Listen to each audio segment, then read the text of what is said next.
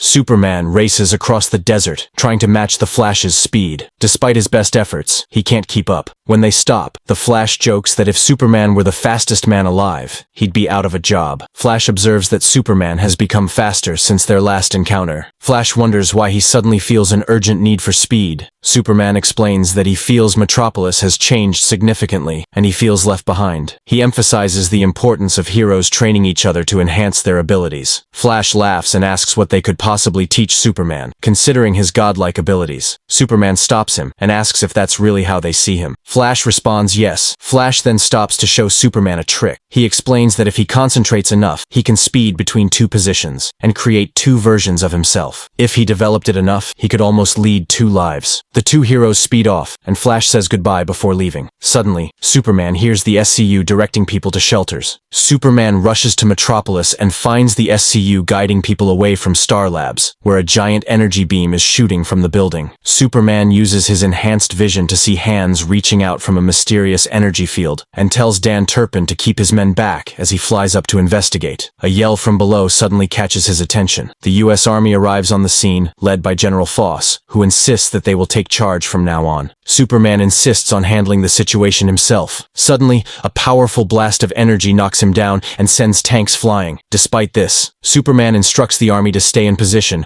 while he heads towards the source of the energy beam. Meanwhile, General Foss orders his troops to prepare for action. Upon entering the breach, Superman experiences an incredible burst of speed, screaming as he reaches just under the speed of light. As he speeds up, he undergoes a transformation, growing extra heads and arms due to his incredible speed. Suddenly, a voice from behind catches his attention. A creature flying alongside him warns that there's no escape. He'll meet his end there. Outside, Turpin and General Foss argue about whether to fire on the mysterious phenomenon. Despite the General's orders for Turpin to leave, Turpin remarks that he's glad he doesn't have to follow his orders. In the rift, Superman tells the creature not to threaten him, but the creature insists it's not a threat. Escaping is simply impossible. Superman remains skeptical, but the creature proves its point by heading towards the rift. As Superman attempts to free himself, General Foss orders all weapons to target the entrance. Falling back into the rift, Superman tells the creature that if the rift is like a hole in space, they could escape by achieving the speed of light. However, upon hitting the rift, Superman realizes he would lose energy and get pulled back in. He tells the creature that if it kept the rift open, he might escape, but the creature would remain trapped behind. The creature tells Superman that it prefers not to live away from its world, and closing the rift would save Superman's world. Superman thanks the creature and then starts to fly, navigating around it, increasing faster and faster until he nearly reaches the speed of light. The creature reaches forward and